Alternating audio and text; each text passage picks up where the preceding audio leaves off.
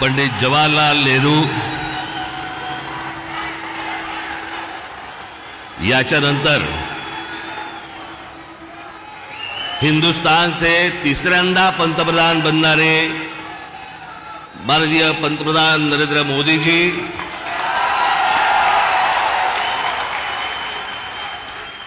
सन्माननीय व्यासपीठ आणि माझ्या जमलेल्या तमाम हिंदू बांधवांनो, भगिनींनो आणि मातांनो,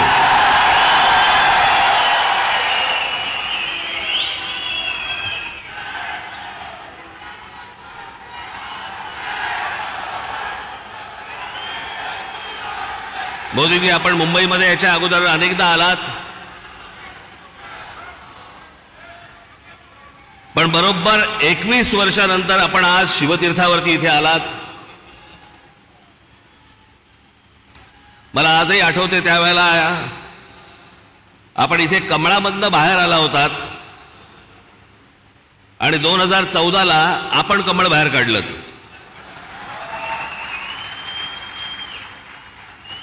मी आज फार वेळ काही भाषण करणार नाही. आपल्याला सगळ्यांना मोदीजींचं भाषण ऐकायचंय. गेल्याच महिन्यामध्ये माझं इथे भाषण झालेलं आहे.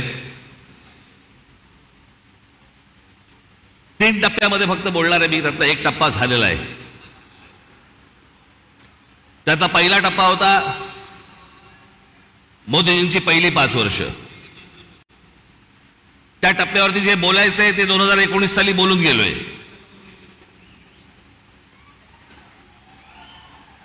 ओरली आता गेली 5 वर्ष.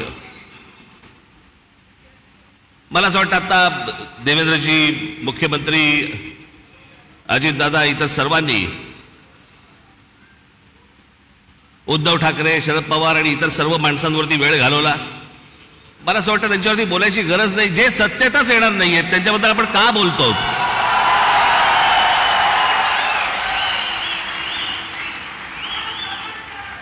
काही आवश्यकताच नाहीये त्या लोकांची.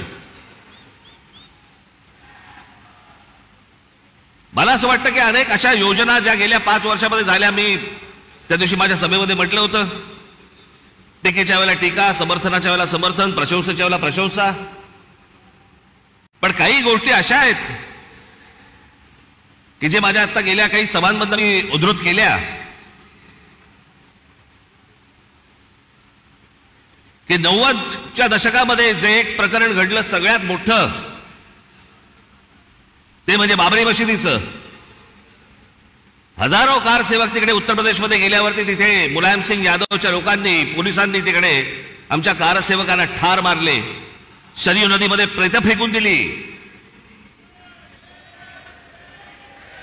ते चित्र काही माझ्या डोळ्यासमोर कधी गेलं नाही. आणि ज्यावेळेला बाबरीचा ढाचा पडला त्याच्यानंतर ते राम मंदिर बनवू मनात असं आलं होतं की कधी हे बनणार नाही बहुधा. पण मोदीजी, मी आपल्याला खरोखर धन्यवाद देतो की आपण होतात म्हणून ते राम मंदिर होऊ शकलं.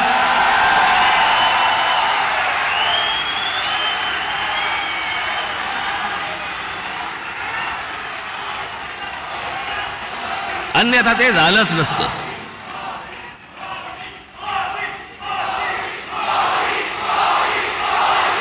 जेव्हापासून मी पूर्वीचा इतिहास, भारताचा स्वातंत्र्य नंतरचा इतिहास जेव्हापासून बघतोय तेव्हापासून एक गोष्ट कानावरती पडायची सगळ्या बाजूनी, या देशातलं 370 कलम काश्मीरमधलं रद्द झालं पाहिजे. इतक्या वर्षात जी गोष्ट होऊ शकली नाही ती नरेंद्र मोदीजींनी त्यांच्या पंतप्रधान पदाच्या कारकिर्दीमध्ये ती करून दाखवली. आज त्याच काश्मीरमध्ये जाऊन तुम्ही जमीन घेऊ शकता, जागा घेऊ शकता. तो एक भारताचाच एक भाग आहे हे आत्ता सिद्ध झालं.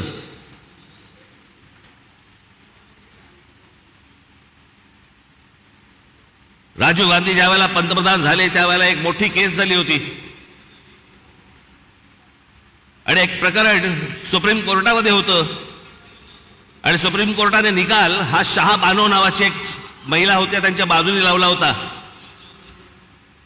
आणि सुप्रीम कोर्टाने तो निकाल लावल्यानंतर राजीव गांधींनी खासदारकी तो लोकसभेमध्ये बहुमताच्या आधारावरती तो सुप्रीम कोर्टाचा निकाल म्हणजे ज्या बाईला न्याय मिळाला होता तो काढून टाकला आणि त्या मुस्लिम महिलेला कधी न्याय मिळू शकला नव्हता एका छोट्या पोटगीसाठी.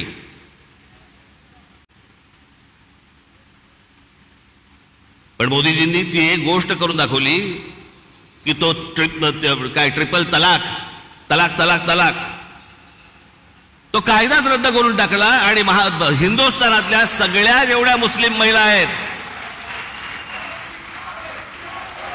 त्यांच्यामध्ये एक समाधानाचं वातावरण झालं की रात्री आपला नवरा आला, शुद्धीत आहे का बेशुद्धीत आहे माहित नाही, पण समजा उद्या तलाक तलाक तलाक बोलला तर करायचं काय पुढे, पण तो विषयच बंद करून टाकला. मला असं वाटतं की हे अनेक गोष्ट अन्नधान्य पुरवण्यापासून लस देण्यापासून अनेक गोष्टी झाल्या,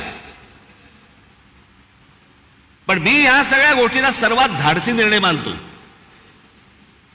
ही गोष्ट करून घेणं इतकी वर्ष जी होऊ शकली नाही ती गोष्ट मला असं वाटतं करून घेणं हे मला असं वाटतं की सगळ्यात महत्वाची गोष्ट आहे असं मला वाटतंय. अनेक योजना राबवल्या गेल्या अनेक वर्षांमध्ये. आज मोदीजी मी फक्त आपल्या समोर उभा आहे पुढच्या 5 वर्षासाठी. या पुढच्या 5 वर्षामध्ये आमच्या सर्वांच्या महाराष्ट्राच्या आपल्याकडनं अनेक अपेक्षा आहेत. त्या मला फक्त अपेक्षा आपल्यासमोर फक्त बोलून दाखवायच्या आहेत. याच्यापेक्षा मला कुठचंही लंबचौडं भाषण नाही करायचंय. त्यातली पहिली अपेक्षा आहे की गेले अनेक वर्ष खितपत पडलेला मराठी भाषेला अभिजात भाषेचा दर्जा मिळावा. ही गोष्ट आपण पंतप्रधान झाल्यानंतर मराठीला तो सन्मान मिळेल अशी मी मोदीजींकडे अपेक्षा व्यक्त करतो आणि ती होईल, तितक्याच धाडसाने ती होईल अशी मला खात्री आहे.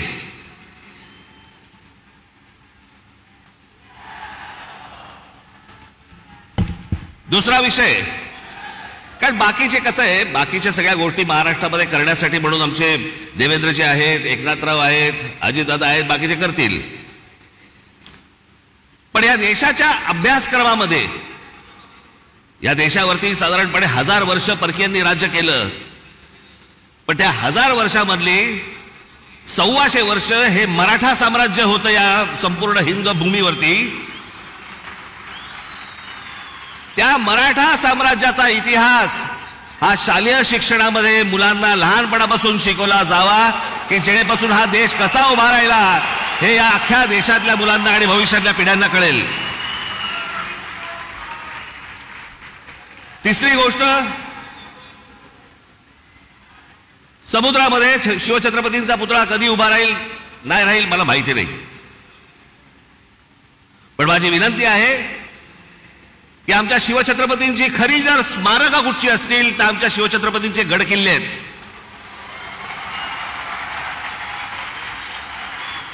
आणि या गड किल्ल्यांना पूर्वीचं ऐतिहासिक वैभव प्राप्त करून देण्यासाठी म्हणून आंतरराष्ट्रीय दर्जाची एक समिती नेमावी.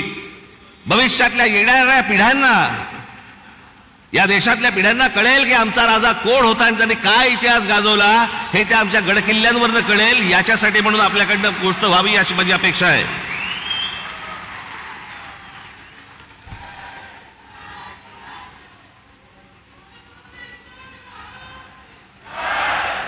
चार पाचच गोष्टी आहेत, माझ्या फार नाही आहेत. देशभरामध्ये अनेक ठिकाणी मोदीजी आम्ही पाहिलं की आपण उत्तम रस्ते बनवलेत, अनेक फ्लायओव्हर्स बनवलेत, अनेक ब्रिजेस बनवलेत. माझी आपल्याला कळकळीची विनंती आहे की गेल्या 18-19 वर्ष आमचा मुंबई गोवा महामार्ग हा अजूनही तसाच आहे, अजूनही तसाच खड्ड्यामध्ये आहे. तो लवकरात लवकर व्हावा अशी माझी आपल्या सर्वांना विनंती आहे. मगाशी रामदासभाईंनी उल्लेख केला, मोदीजी आपण पण आपल्या अनेक सभांमध्ये पण सांगितलं, पण आज जरा खडसावून सांगावं की या भारतामध्ये डॉक्टर बाबासाहेब आंबेडकरांनी जे उभं केलेलं जे संविधान आहे त्या संविधानाला कुठेही धक्का लागणार नाही. तुम्ही लावणार कधीच नव्हतात, पण जे विरोधक ज्या प्रकारचा प्रचार करतायत मला असं वाटतं त्यांची तोंड एकदाचीच बंद व्हावीत की जेणेकरून परत त्यांची तोंड उघडली जाणार नाहीत. अशी अनेक जनतेची या महाराष्ट्रातल्या अपेक्षा आहे. या देशामध्ये अनेक करोडो मुसलमान आहेत, लाखो मुसलमान आहेत, देशभक्त मुसलमान आहेत, जे या देशावरती प्रेम करतात, जे या देशावरती खरंच त्यांची निष्ठा आहे. खरं तर सांगायची गरज नाही, पण काही मुठभर आहेत जे आज उद्धव ठाकरे आणि काँग्रेसला जे पाठिंबा देणारे आहेत ना, त्यांचा उद्देश हा फक्त गेल्या 10 वर्षात त्यांना डोकं वरती नाही काढता आलंय. आणि ते डोकं वरती काढण्याचा मार्ग कोणता, तर काँग्रेस सारखा सुलभ मार्ग नाही. याच्यासाठी म्हणून ते आज त्यांना सगळ्यांना पाठिंबा देत आहेत. पण लाखोच्या संख्येने, करोडोच्या संख्येने आज मुसलमान आपल्या बरोबर आहेत. त्याला एक शाश्वती पाहिजे, त्याला मनात आदर आहे, तो काम धंदेवाला आहे, त्याला काम करायचं या देशामध्ये, तो या देशाचा नागरिक आहे, पिढ्यानपिढ्या राहणार आहे. पण मला असं वाटतं की हे जे मुठभर आहेत, हे ओवेसी सारख्या ज्या अवलादी आहेत, यांच्या मागून फिरणारे जे लोक आहेत, यांचे जे अड्डे आहेत, हे अड्डे एकदा तपासून घ्या. तिथे माणसं घुसवा, देशाचं सैन्य घुसवा आणि हा देश एकदा कायमचा सुरक्षित करून टाका. म्हणजे आमच्या आया बहिणींना याच्यापुढे देशामध्ये फिरताना कोणत्याही प्रकारचा त्रास इथे होणार नाही, अशी मी आशा अपेक्षा बाळगतो. आणि शेवटचं म्हणजे आमची मुंबईची रेल्वे, लाखो प्रवासी या रेल्वेने प्रवास करतात. या प्रवास करणाऱ्या रेल्वेच्या संपूर्ण यंत्रणेवरती आपण केंद्र सरकारने आपण बारीक लक्ष द्यावं, जास्तीत जास्त त्याच्यासाठी पैसे द्यावे, जास्तीत जास्त ती यंत्रणा चांगली कशी होईल याच्यासाठी म्हणून आपण पाहावं. एवढ्याच फक्त मी आज अपेक्षा आपल्या समोर घेऊन आलो होतो. बाकी भविष्यातला येणारा हिंदुस्थान हा आपल्या हातून उत्तम पद्धतीने मोठा हो, जगात मोठा हो, घडो, ही एक आशा अपेक्षा बाळगतो आणि आपल्या सर्वांची मी रजा घेतो. धन्यवाद. जय हिंद, जय महाराष्ट्र.